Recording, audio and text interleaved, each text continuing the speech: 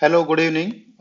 UPSI GS paper, GS syllabus के लिए जो टॉप 100 टॉपिक्स हैं इंपॉर्टेंट, जिनमें से फ्रीक्वेंटली क्वेश्चंस रिपीट हुए थे, उनकी श्रृंखला में ये फोर्थ वीडियो है। आज का टॉपिक है बेसिक्स ऑफ इंडियन कॉन्स्टिट्यूशन। भारतीय संविधान से रिलेटेड जो जो प्रश्न पूछे जाते हैं कहाँ कहाँ से, उसमें हम ये डिस्कस करेंगे। ओके, तो संविधान सभा की शुरुआत कैसे हुई? सबसे पहले 1934 में एक कम्युनिस्ट लीडर थे, एम एन रॉय। भारत में कम्युनिस्ट मूवमेंट के लीडर ये माने जाते हैं, प्रणेता माने जाते हैं। इन्होंने सबसे पहले 1934 में ये डिमांड की कि भारत में एक संविधान सभा होनी चाहिए। उसके बाद 1935 में यही डिमांड इंडियन नेशनल कांग्रेस ने भी दोहराई कि एक संविधान सभा होनी चाहिए जो कॉन्स्टिट्यूशन फ्रेम करेगी। फिर 1938 में जवाहरलाल नेहरू ने भी कांग्रेस की तरफ से डिमांड उठाई कि एक ऐसी संविधान सभा हो जो एडल्ट फ्रेंचाइजी पे बेसिस पे हो। एडल्ट फ्रेंचाइजी क्या होती है? वयस्क मताधिकार, जिसमें सभी वयस्कों को मताधिकार हो, इस उसके आधार पर यह सभा चुनी जानी चाहिए। सरकार धीरे धीरे इसके लिए एग्री हुई और अगस्त ऑफर जो 1940 में सरकार का अगस्त ऑफर था, उसमें यही कहा गया था इन प्रिंसिपल कि हाँ वी एग्री। उसके लिए फिर 1942 में सरकार ने एक क्रिप्स मिशन भेजा। कैबिनेट के एक मेंबर थे ब्रिटिश कैबिनेट के, सर स्टेफर्ड क्रिप्स। वो क्रिप्स मिशन लेके आए इस पर बात करने के लिए, लेके द्वितीय विश्व युद्ध के बाद हम लोग इस पर काम करेंगे। लेकिन मुस्लिम लीग इस बात पर अड़ी हुई थी कि नहीं, पहले देश का विभाजन करो। तो बात बनी नहीं, क्रिप्स मिशन वापस चला गया। उसके बाद फिर 1946 में कैबिनेट मिशन आया, जिसमें क्रिप्स भी एक मेंबर थे। 3 लोग थे इसमें, अलेक्जेंडर पेन, क्रिप्स और 2 और लोग थे, एग्जैक्टली couldn't रिमेंबर। ये लोग आए, इन्होंने जो 2 कॉन्स्टिट्यूंट असेंबली थी अलग अलग बनानी थी, उसका आइडिया रिजेक्ट कर दिया। और धीरे धीरे मुस्लिम लीग भी इनसे सेटिस्फाई हो गई मोर और लेस, और इस तरह काम शुरू हुआ। तो कैबिनेट मिशन की योजना के अनुसार अप्रत्यक्ष रूप से राज्यों की विधानसभाओं से, इसका क्या मतलब है? देखिए, उस समय की हम बात कर रहे हैं, उस समय 3 तरह की जो राज्य थे वो थे। पहले थे वैसे राज्य जो ब्रिटिश साम्राज्य के अंतर्गत थे, ठीक है ना। ये 11 राज्य थे ऐसे। कौन कौन से ऐसे 11 राज्य थे जो ब्रिटिश साम्राज्य के अंतर्गत थे? मद्रास राज्य, जो आजकल का तमिलनाडु है। बॉम्बे राज्य, जो आजकल का महाराष्ट्र गुजरात है। यूपी, बिहार, सेंट्रल प्रोविंस केंद्रीय राज्य, जो आज का मध्य प्रदेश वाला एरिया है।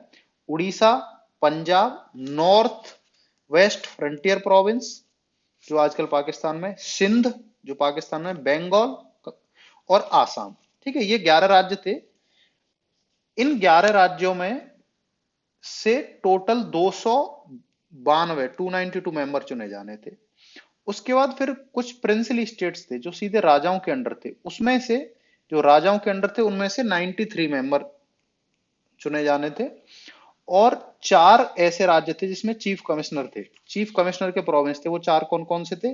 दिल्ली, अजमेर मेरवाड़ा, कुर्ग, कुर्ग जो कर्नाटक में, और ब्रिटिश बलूचिस्तान जो आजकल पाकिस्तान में। ये 4 राज्य थे, उनमें से 4 मेंबर। तो 292, फिर 93 प्रिंसिपल स्टेट्स और 4 उनसे। ठीक है। तो ये किस तरह चुने जाने थे कि जो राज्य की विधानसभाएं थी, जो 1935 का एक्ट था उसके अनुसार राज्यों के चुनाव हुए थे। आपको पता 1937 में चुनाव हुए और कांग्रेस की सरकारें बनी थी। उसके हिसाब से जो राज्यों की विधानसभाएं थी, पहले वो राज्यों की विधानसभाएं किस तरह उनका चुनाव हुआ? उसमें लिमिटेड फ्रेंचाइजी थी, यूनिवर्सल एडल्ट फ्रेंचाइजी नहीं थी।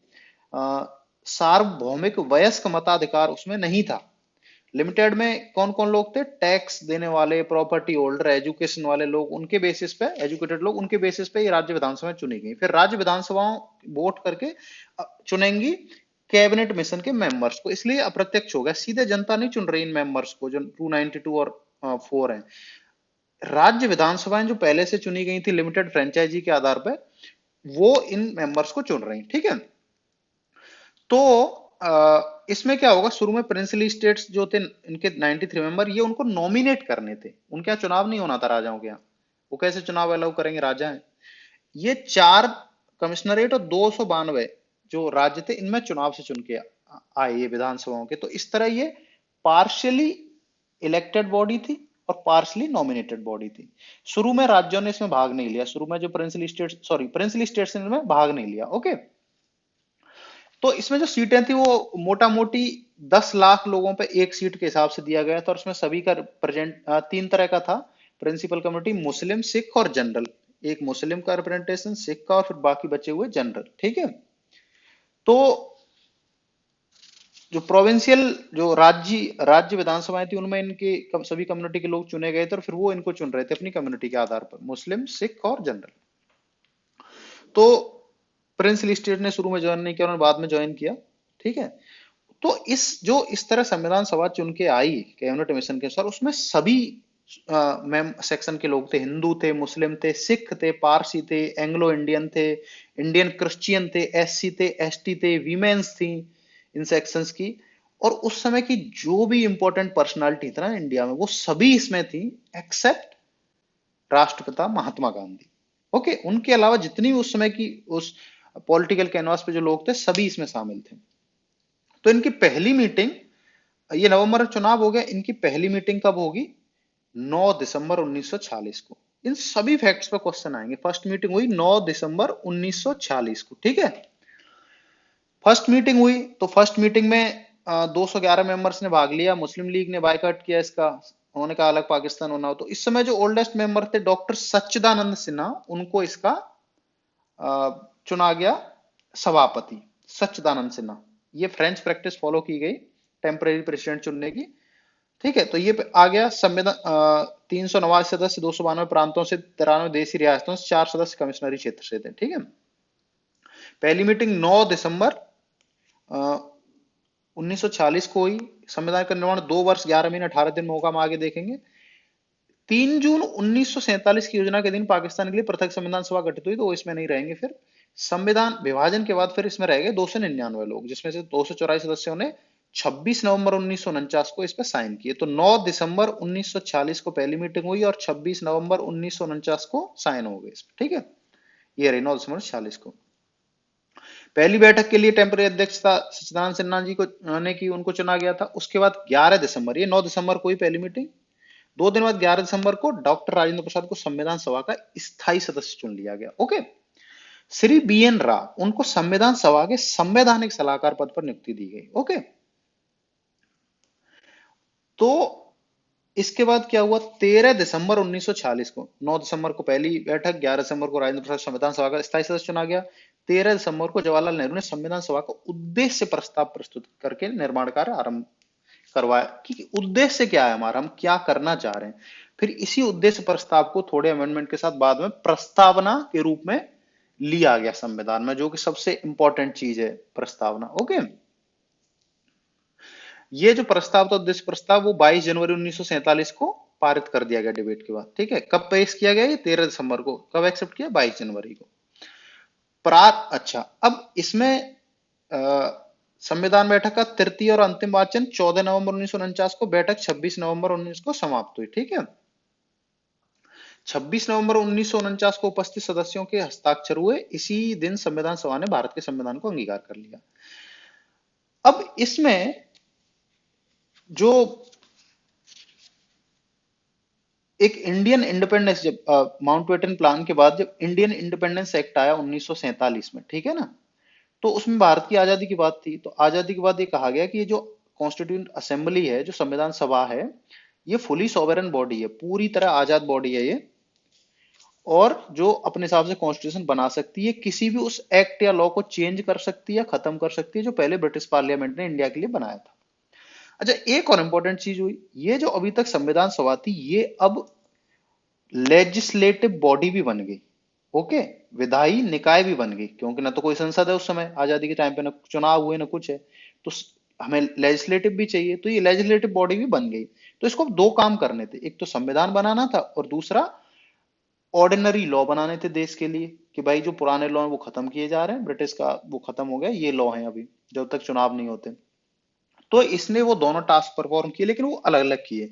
जिस दिन इसकी बैठक संविधान सभा के रूप में होती थी, तो डॉक्टर राजेंद्र प्रसाद इसके चेयरमैन होते थे, इसके सभा के सभापति होते थे। और जब ये लेजिस्लेटिव बॉडी विधायी निकाय के रूप में मिलती थी, तो इसकी चेयरमैन कौन होते थे? जीवी मावलंकर। जीवी मावलंकर, इसलिए उन्हें पहला सभापति भी कहा जाता है। तो ये दोनों फंक्शन नवंबर 26 1949 तक चले। ठीक है, इस तक दोनों चले। इसके बाद संविधान सभा तो समाप्त हो गई। इसके बाद ये फिर विधायी बॉडी बनी रही। ठीक है, इस असेंबली ने क्या क्या काम किए, इसने और तीन चार और काम किए। इस पे क्वेश्चन पर पूछा गया। इन्होंने इंडिया की जो मेंबरशिप थी कॉमनवेल्थ में वो रेटिफाई की। मई 1949 में कॉमनवेल्थ में इंडिया की मेंबरशिप रेटिफाई की। अब देखिए कुछ फैक्ट्स में बड़े इंपॉर्टेंट है। इन्होंने नेशनल फ्लैग अपनाया जुलाई 22 1947 को। जुलाई 22 1947 को अपना नेशनल फ्लैग अपनाया इन्होंने, तिरंगा। नेशनल एंथम जनवरी 24 49 जनवरी 24 1950 को। ठीक है ना। और राजेंद्र प्रसाद को पहला प्रेसिडेंट इंडिया का जनवरी 24 1950 को ही। जनवरी 24 1950। ठीक है, तो उसने मई 1949 में कॉमनवेल्थ की मेंबरशिप रेटिफाई की कि भाई इंडिया इसका मेंबर है।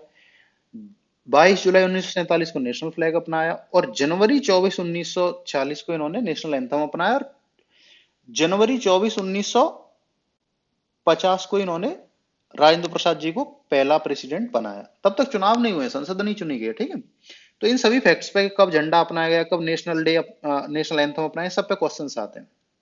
ठीक है, अब राजेंद्र प्रसाद जी बन गए हैं आपके राष्ट्रपति।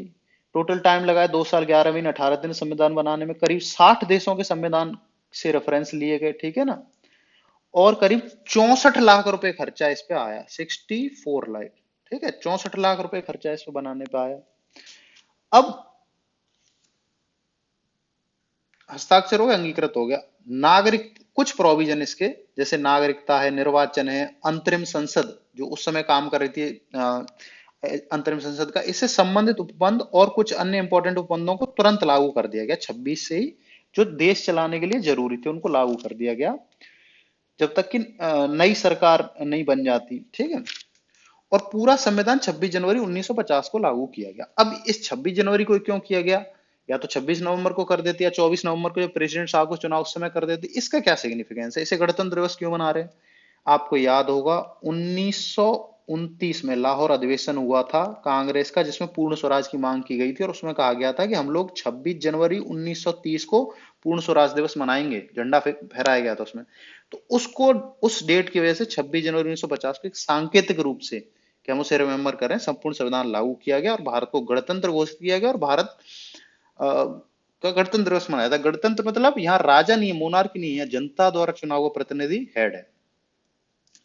ठीक है, अब इसमें कुछ समितियां थी, एक वाक्य रह गया कुछ। अब इसमें समितियां बनाई गई थी। ठीक है, कैसे कैसे थी। प्रारूप समिति बनाई गई, उसके हेड कौन थे, डॉक्टर बी आर अम्बेडकर। इन सभी समितियों पर क्वेश्चन पूछे जाते हैं। प्रारूप समिति के बी आर अम्बेडकर हैं। ठीक है,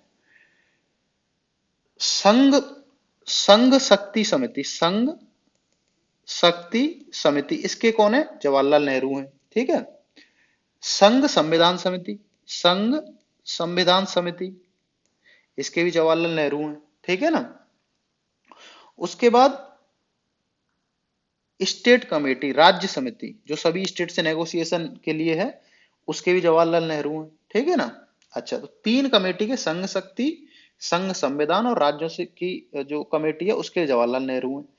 दो कमेटी के राजेंद्र प्रसाद थे। कौन कौन सी, rules of procedure committee, rules of procedure के कैसे प्रोसीजर होगा वो कमेटी, क्योंकि वही चेयरमैन थे तो वो ही इसके अध्यक्ष होंगे। और एक स्टीयरिंग कमेटी, एक स्टीयरिंग कमेटी, ये भी सभा के संचालन से रिलेटेड है तो उसके भी राजेंद्र प्रसाद होंगे। ठीक है, इस तरह याद रखना है। ड्राफ्टिंग कमेटी जो प्रारूप समिति थी उसके अम्बेडकर हो गए। अब एक कमेटी थी advisory committee on fundamental rights minorities tribal area, इनके सरदार पटेल जी थे। तो इस तरह ये 8 कमेटी थी। ठीक है, जिसमें से 3 जो कमेटी हैं संघ संविधान संघ शक्ति और राज्यों की, उसमें जवाहरलाल नेहरू हेड हैं। 2 कमेटी में राजेंद्र प्रसाद हैं, जो संघ जो सभा के संचालन से रिलेटेड है, रूल्स ऑफ प्रोसीजर और स्टीयरिंग कमेटी 5। और ड्राफ्टिंग कमेटी के अम्बेडकर हो गए 6। और 2 कमेटी के सरदार पटेल हैं। एक तो advisory committee on fundamental rights minority tribal and excluded areas, और दूसरी प्रोविंशियल कॉन्स्टिट्यूशन कमेटी, राज्य संविधान कमेटी।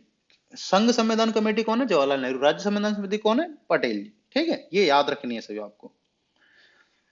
ये हो गया। अच्छा, सरकार के संसदीय स्वरूप की व्यवस्था की गई ब्रिटेन की तरह, भाई संसद होगी इंडिया में, ठीक है ना। दो तरह की व्यवस्थाएं होती हैं लोकतंत्र में, एक संसद हो गई और एक प्रेसिडेंशियल सिस्टम होता है जो अमेरिका में, तो हमने संसदीय सिस्टम अपनाया, ठीक है।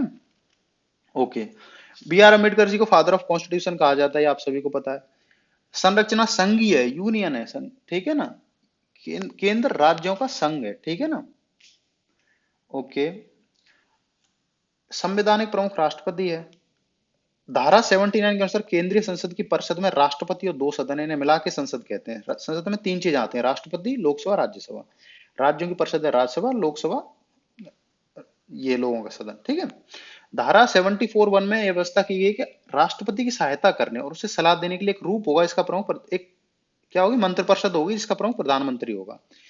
राष्ट्रपति इस मंत्रिपद की सलाह के अनुसार अपने कार्यों का निष्पादन करेगा। इस प्रकार वास्तविक कार्यकारी शक्ति मंत्रिमंडल में निहित है, जिसका प्रमुख प्रधानमंत्री, जैसे अभी मोदी जी है ना।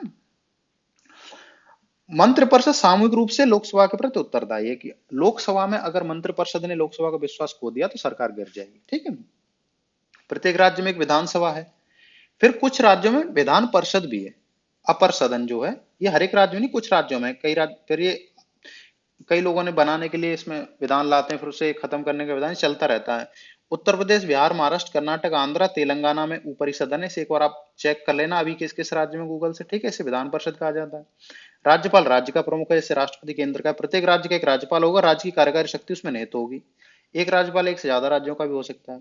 मंत्रिपरिषद जिसका प्रमुख मुख्यमंत्री है, राज्यपाल को उसके कार्यकारी कार्यों के निष्पादन में सलाह देती है। राज्य की मंत्रिपरिषद से राज्य की विधानसभा के प्रति उत्तरदायी है, जैसे केंद्र में लोकसभा है। 26 जनवरी 1950 को भारत को गणतंत्र घोषित किया गया कि भाई इसका जो राष्ट्राध्यक्ष निर्वाचित होगा, आनुवंशिक नहीं। राजेंद्र प्रसाद को भारत का प्रथम राष्ट्रपति नियुक्त किया गया। संविधान सभा को ये आगामी संसद के चुनाव तक भारतीय संसद के रूप में मान्यता दी गई, मैंने आपको पहले ही बताया। 1952 में चुनाव हुए, पहले जब तक यही रहे। डॉक्टर बी आर अम्बेडकर को संविधान का पिता कहा जाता है, ये भी आपको पता है। अच्छा, इसकी संविधान की अब हम विशेषताओं की बात करते हैं कि भारतीय संविधान की कुछ विशेषताएं हैं, तो ये विशेषताएं क्या है, ठीक है ना। विशेषताओं पे जाने से पहले मैं संविधान बनाने वालों की बात कर लेता हूँ। हाथी, एलिफेंट का जो सिंबल है वो हमने अपनाया था सील के रूप में। कॉन्स्टिट्यूशन असेंबली की सील क्या होगी संविधान सभा की, हाथी की वाली। B N Rao legal advise constitutional adviser थे, आपको पता है। H V R Iyengar, H V R Iyengar क्या थे, ये सेक्रेटरी थे इसके संविधान सभा के। S N Mukherjee, S N Mukherjee ये क्या थे, ये चीफ ड्राफ्ट्समैन थे। ड्राफ्ट्समैन जो ड्राफ्ट लिख करते हैं, ठीक है। अब एक इंपॉर्टेंट नाम है, प्रेम बहरी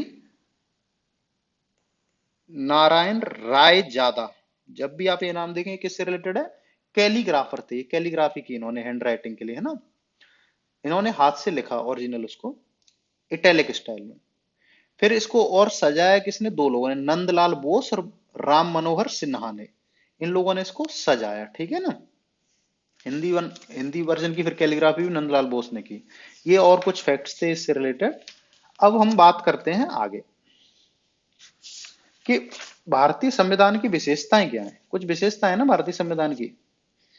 सबसे लंबा लिखित संविधान है, सबसे लंबा और लिखित संविधान है। प्रस्तावना के अतिरिक्त 395 अनुच्छेद थे, 8 अनुसूची थी उस समय। अभी आज की डेट में 470 के करीब अनुच्छेद, 12 अनुसूचियां और 25 भाग हैं। तो उस समय ये ब्रिटेन का संविधान है वो लिखा हुआ नहीं है, ठीक है ना। अमेरिका का संविधान है, बहुत छोटा संविधान है। ये छोटे हैं क्योंकि इनमें सिर्फ मेन मेन बातें दी गई हैं। हमारे संविधान में मेन बातों के अलावा सब कुछ डिटेल में दिया है, कैसे रिलेशंस रहेंगे केंद्र राज्य के, कैसे आप कानून, सब कुछ डिटेल में लिखा गया है। लिखित तो सबसे बड़ा लिखित संविधान है। बहुत सारे अमेंडमेंट हो चुके हैं अब तक, 103 अमेंडमेंट एक्ट हो गए थे जब ईडब्ल्यूएस का आया था, इकोनॉमिकली वीकर सेक्शन वाला आया था 2019 में। उस समय वो 103rd अमेंडमेंट एक्ट था, ठीक है ना। संविधान संशोधन अलग कहानी है, और अमेंडमेंट एक्ट, एक्ट बन जाए वो पार्लियामेंट का तो वो अलग नंबर होता है। तो ये एक्ट है, मतलब 103 बार एक्ट बन के उसमें संविधान हो गया। और संविधान संशोधन इससे ज्यादा बार लाया जा चुका प्रस्ताव। संविधान के उद्देश्य का प्रस्ताव में संविधान के ध्येय और उसके आदर्शों का संक्षिप्त वर्णन है कि भाई इसका, मैंने कहा ना, जो उद्देश्य प्रस्ताव पहले नेहरू जी ने लाया था उसी को फिर मॉडिफाई करके प्रस्तावना बनाया गया। तो उसके क्या क्या है संविधान का ध्येय। जहां संविधान में डाउट होता है उसका एक्सप्लेनेशन, उसको एक्सप्लेन करना है कोर्ट को, तो वो उद्देश्य का की हेल्प लेते हैं।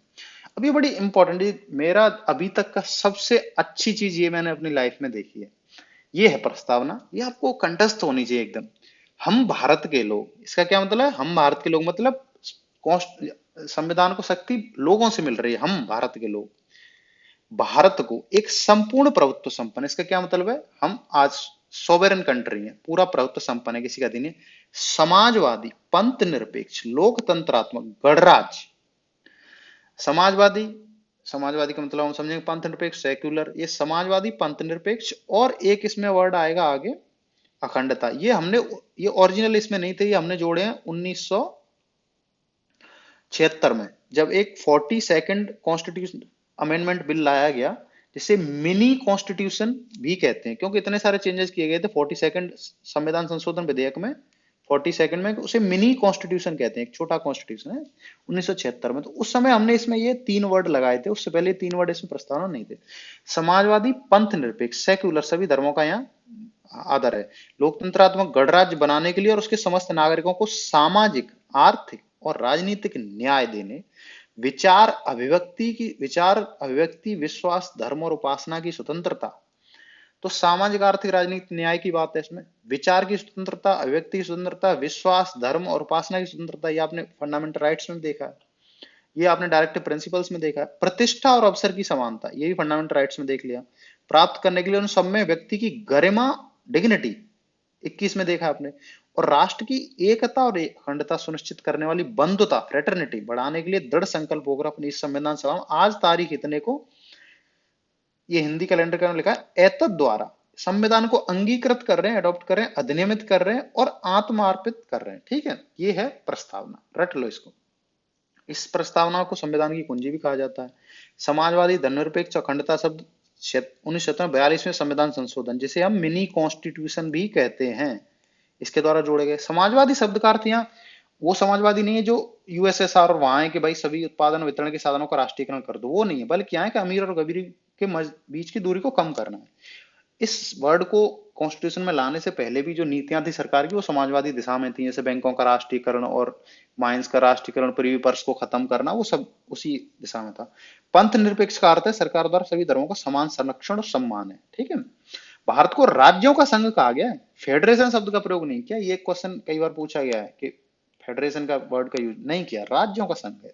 ठीक है, मूल संविधान में मूल कर्तव्य नहीं थे, बाद में रूस से प्रभावित होकर भाग 4 के अनुच्छेद 51 क में 10 मौलिक कर्तव्यों का समावेश किया गया। 42 में संविधान संशोधन मिनी कॉन्स्टिट्यूशन से कहते हैं। एक स्वर्ण सिंह समिति बनाई गई थी उस समय, स्वर्ण सिंह समिति से कहा गया कि आप इस पे अपनी रिकमेंडेशन दें मूल कर्तव्यों पे जो रसिया में, तो उन्होंने रिकमेंडेशन दी थी 8 की, यहाँ पे 10 का समावेश किया गया। अब ये जो मूल कर्तव्य है ना, ये आपको रटे होने चाहिए, इनका क्रम और सारी चीजें, इसमें से हमेशा एक क्वेश्चन पूछा गया मूल कर्तव्यों के ऊपर से। ठीक है, तो क्या है ये, अभी आगे हम बात करेंगे। ठीक है, संविधान के भाग 13 से 33 तक मौलिक अधिकार हैं, फंडामेंटल राइट आपने देख लिया। संविधान के भाग 4 में 36 से 51 अनुच्छेद तक राज्य के नीति निर्देशक तत्व देख लिया। नीति निर्देशक तत्वों का उद्देश्य क्या था, आर्थिक और सामाजिक लोकतंत्र की स्थापना और कल्याणकारी राज्य की स्थापना था। 2 अक्टूबर 1959 को नेहरू जी ने नागौर में प्रजातंत्र के विकेंद्रीकरण की योजना का श्रीगणेश किया, इसे पंचायती राज कहते हैं। इस पर हमेशा क्वेश्चन आता है कहाँ पे हुआ, नागौर में। ठीक है, राजस्थान प्रथम राज्य है, सर्वप्रथम संपूर्ण राज्य में पंचायती राज व्यवस्था लागू की गई। बलवंत राय मेहता कमेटी, अशोक मेहता कमेटी का संबंध पंचायती राज से है, इस पर भी क्वेश्चन हमेशा आता है। अब मूल कर्तव्य की बात करते हैं, भाग 4 का में, भाग 4 में क्या है, भाग 4 में है डायरेक्टिव प्रिंसिपल ऑफ स्टेट, नीति निर्देशक, तो 4 क में ये है मूल कर्तव्य। मूल कर्तव्य संविधान में नहीं थे, जोड़े गए, आपको बता दिया, रूस से प्रेरित होकर रखे गए। 11वां मूल कर्तव्य 86 में संविधान संशोधन द्वारा 2003 में जोड़ा गया। ठीक है, अब आप देखिए क्या है मूल कर्तव्य।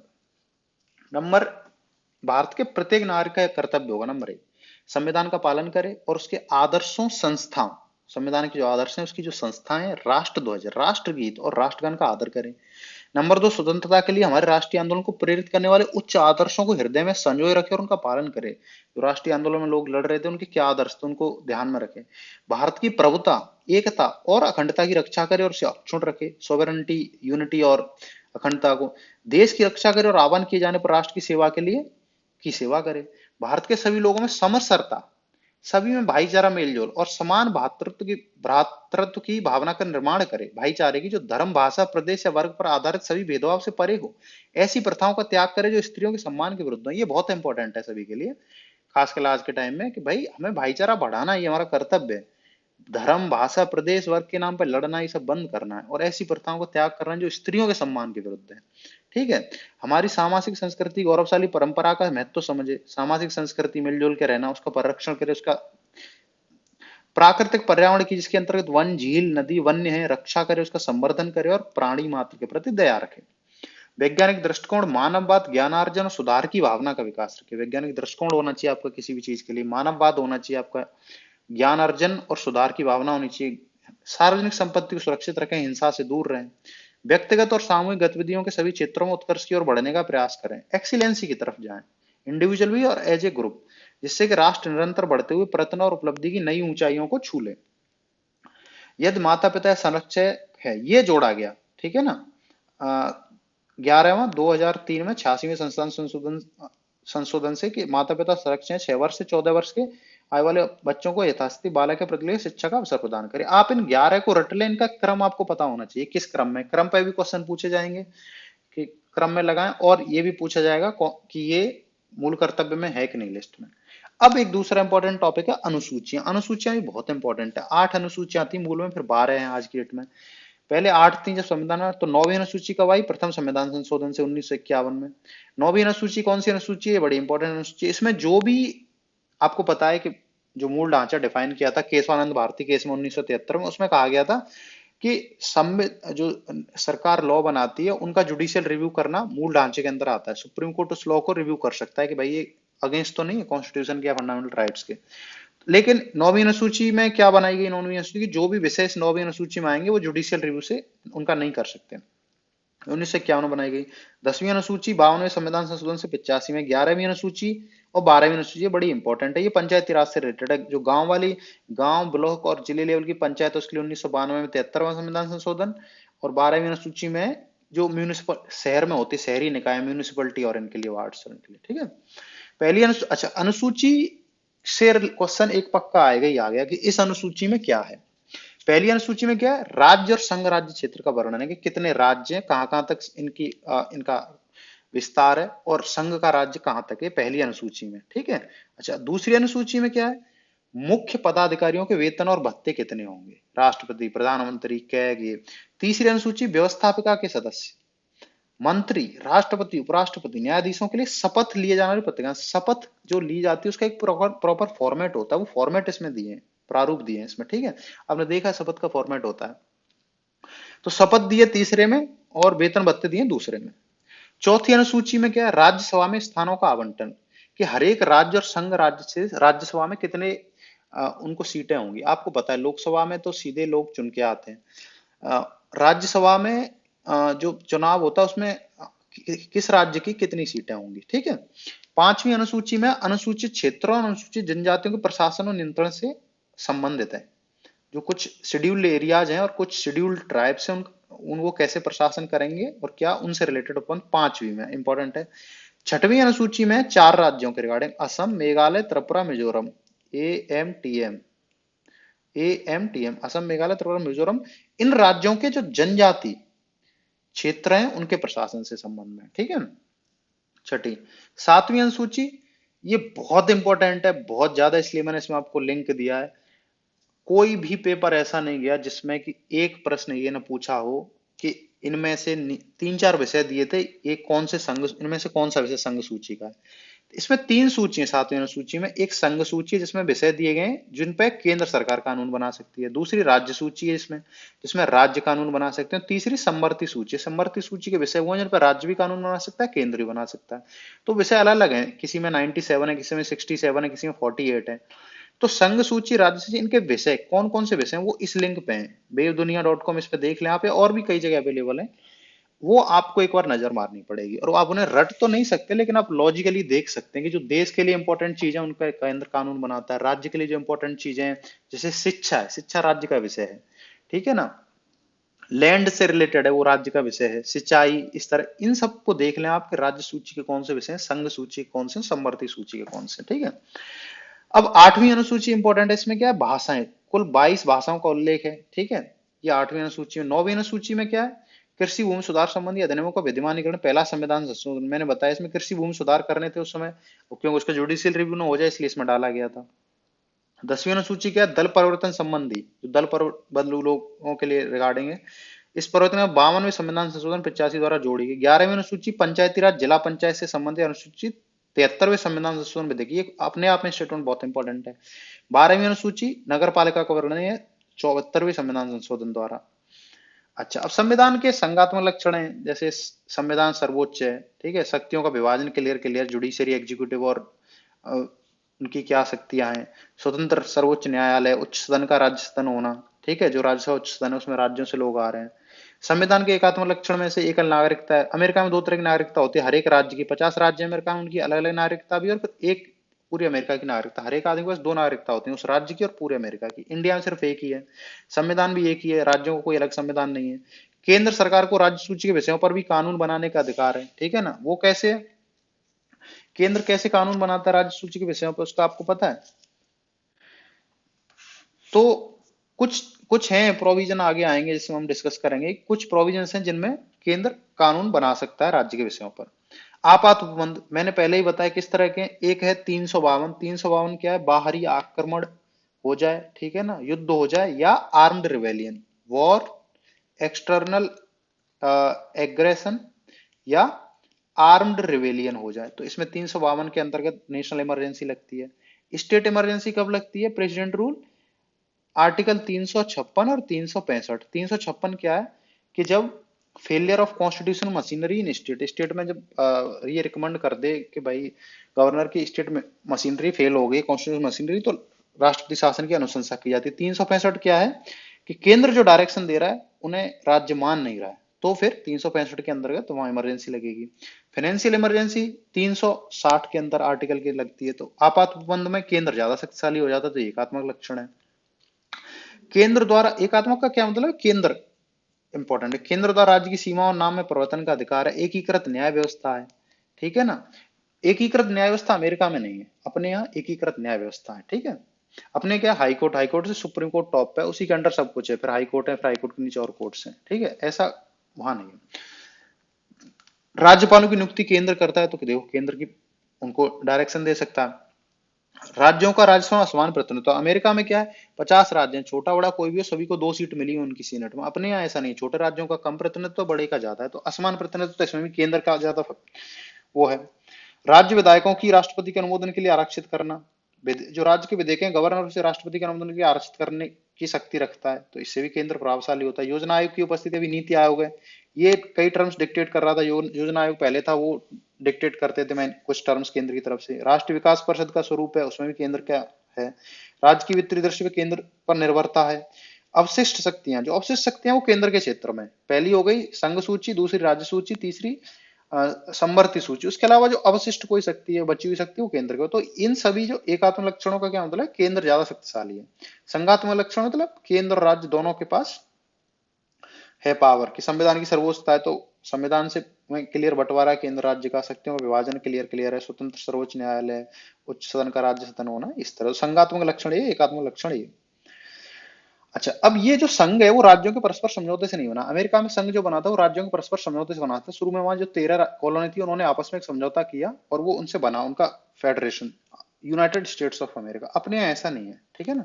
राज्य का अपना पृथक संविधान नहीं है, केवल एक ही संविधान केंद्र राज्य दोनों पर लागू होगा। द्वैध नागरिकता नहीं, केवल भारतीय नागरिकता। भारतीय संविधान में आपातकाल लागू करने उपबंध है, पर राज्य केंद्र शक्ति पृथककरण समाप्त हो जाएगा और वो एकात्मक संविधान। 352 जो अनुच्छेद है, वॉर हो या एक्सटर्नल एग्रेशन या आर्म्ड रिवेलियन, उस केस में अगर आपातकाल लगता है तो केंद्र शक्तिशाली हो जाएगा। राज्य हित का नाम सीमा केंद्र कभी परिवर्तित कर सकता है बिना राज्यों की सहमति के, ये अनुच्छेद 3 में दिया है। ये भी इंपॉर्टेंट है कि कहां दिया, 3 में। राज्य भारतीय संघ के अनिवार्य घटक नहीं है, केंद्र संघ को पुनर्निर्मित कर सकती है, राज्य को खत्म किया जा सकता है, नया राज्य बनाया जा सकता है, सीमा परिवर्तित की जा सकती है। अमेरिका में ऐसा नहीं है, अमेरिका में कोई राज्य को आप खत्म नहीं कर सकते, ठीक है, क्योंकि वो राज्यों के बीच समझौते से बना है। ये अपने यहाँ ऐसा नहीं है। 7वीं अनुसूची में विषयों का जो वितरण है वो केंद्र के पक्ष में, ठीक है ना। जो 7वीं अनुसूची में दिया है कि संघ सूची, उसमें करीब 97 विषय हैं एग्जैक्टली, आप देख लें। एक राज्य सूची, उसमें करीब 69-70 विषय हैं, और जो समवर्ती सूची उसमें 48 के आसपास विषय हैं, ठीक है। तो ये वितरण केंद्र के पक्ष में। अब विशेष परिस्थितियां, मैंने कहा कि राज्य सूची पर संसद विधि का निर्माण कब कर सकती है। एक है अनुच्छेद 249, इसमें है कि अगर राज्यसभा यह प्रस्ताव पारित कर दे कि राष्ट्र हित हेतु, देश के हित के लिए आवश्यक है कि यह बंधन की केंद्र राज्य के इन विषयों पर, जो 7वीं अनुसूची की राज्य सूची होगी, उन पे कानून बनाए तो कानून बना सकता है, लेकिन ये 1 वर्ष के लिए होगा और ये 2/3 बहुमत से करना पड़ेगा राज्यसभा को पारित। अनुच्छेद 249, 1 साल के लिए केंद्र सरकार राज्य सूची के विषय पर बना सकती है, अगर राज्यसभा ये पारित कर दे। अनुच्छेद 250, राष्ट्र आपातकाल लागू होने पर संसद को राज्य सूची के विषय में निर्णय का अधिकार खुद ही मिल जाता है। मैंने कहा ना 352 में आपातकाल लागू हो गया तो केंद्र को सारी शक्तियां मिल गई। अनुच्छेद 252, दो या दो से अधिक राज्यों के विधायक एक प्रस्ताव पारित कर दे कि भाई हम दोनों के लिए, हमारे इस विषय पे, ये राज्य सूची का विषय, हम दोनों के लिए इस पर आप कानून बना दो, तो केंद्र बना देगा उनके लिए। अनुच्छेद 253, अंतरराष्ट्रीय समझौते का अनुपालन करने के लिए संसद को राज्य सूची विषय पर विधि निर्माण कर सकती है। मान लो जैसे बंगाल है, बंगाल की सीमा बांग्लादेश के साथ है, बांग्लादेश से हमारा कोई जैसे लैंड एक्सचेंज एग्रीमेंट हुआ, और मान लो वो जो विषय है, मान लो लैंड का विषय राज्य के अंतर्गत है, तो उस पर सरकार विधि निर्माण कर सकती है, केंद्र सरकार के भाई, क्योंकि अंतरराष्ट्रीय समझौता का अनुपालन है। 356, जब किसी राज्य में राष्ट्रपति शासन लागू होता है तो उस स्थिति में संसद उस राज्य तो विधि निर्माण। 352 में नेशनल इमरजेंसी में तो करती है, और 356 में जो राष्ट्रपति शासन में करती है। ये सब इंपॉर्टेंट है। संविधान के स्रोत, एक और अदर इंपॉर्टेंट चीज है, जो संसदीय प्रणाली है ब्रिटेन से ली गई है। इस पर हर एक चीज पर अलग अलग क्वेश्चन पूछे जाते हैं। संसदीय प्रणाली कहाँ से ली गई? ब्रिटेन से। मौलिक अधिकार का जो फंडा है वो संयुक्त राज्य अमेरिका से लिया गया। उपराष्ट्रपति का पद का कंसेप्ट संयुक्त राज्य अमेरिका से लिया गया। सर्वोच्च न्यायालय का कंसेप्ट संयुक्त राज्य अमेरिका से लिया गया। संघात्मक व्यवस्था है जो कनाडा से लिया, मैंने बताया ना संघात्मक व्यवस्था के लक्षण बताए, राज्यों का संघ है तो ये कनाडा से लिया गया। नीति निर्देशक तत्व तो आयरलैंड से लिए गए। आयरलैंड ने कहां से लिया था? स्पेन से लिया था। आपातकालीन जो प्रबंध है ये हमने जर्मनी के संविधान से लिए हैं। मौलिक कर्तव्य सोवियत संघ से लिए गए। समवर्ती सूची का कंसेप्ट है जो 7th शेड्यूल में दिया है, राज्य संघ सूची, राज्य सूची, समवर्ती सूची। समवर्ती सूची के विषयों पर केंद्र राज्य दोनों कानून बना सकते हैं, ये हमने लिया है ऑस्ट्रेलिया से।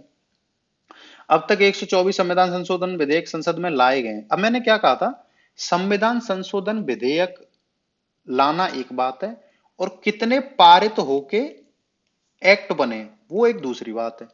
तो टोटल 124 अभी तक संविधान संशोधन विधेयक लाए। एक बार और चेक कर लेना लेटेस्ट गूगल पे। पारित कितने हुए? जहां तक मुझे याद है पिछली बार जो 103वां एक्ट था, संविधान संशोधन एक्ट, वो था ईडब्ल्यूएस के लिए, इकोनॉमिकली वीकर सेक्शन के लिए, 103rd। तो 124 लाए गए, 103 उसमें से पारित होकर एक्ट बन चुके हैं। ये कहानी नीचे लिखी हुई है, ठीक है ना। संविधान संशोधन अधिनियम, तो विधेयक और अधिनियम फर्क क्या है? ऊपर क्या लिखा हुआ है? संविधान संविधान संशोधन विधेयक।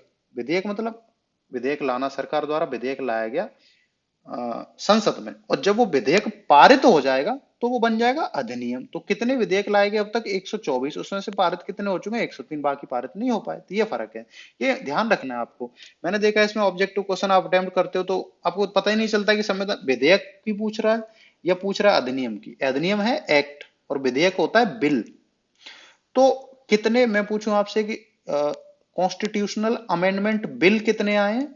124। और कॉन्स्टिट्यूशनल अमेंडमेंट एक्ट कितने हो गए? 103। तो बिल और एक्ट का ध्यान रखना है, ठीक है। बिल जब पारित हो जाता है संसद में तो वो एक्ट बन जाता है। बिल संसद में पारित हुआ, एक्ट बन गया, ठीक है। ये सब प्रीवियस ईयर क्वेश्चन है, अगर आप इस वीडियो को ढंग से देखेंगे तो सारे क्वेश्चंस आप कर सकते हैं, ठीक है ना। और इन क्वेश्चंस को आप कर लें, और इसके बाद फिर भारतीय संसद पे मैं अगला वीडियो बनाऊंगा आपके लिए, और ये लोकसभा, और इस पे हम एक नेक्स्ट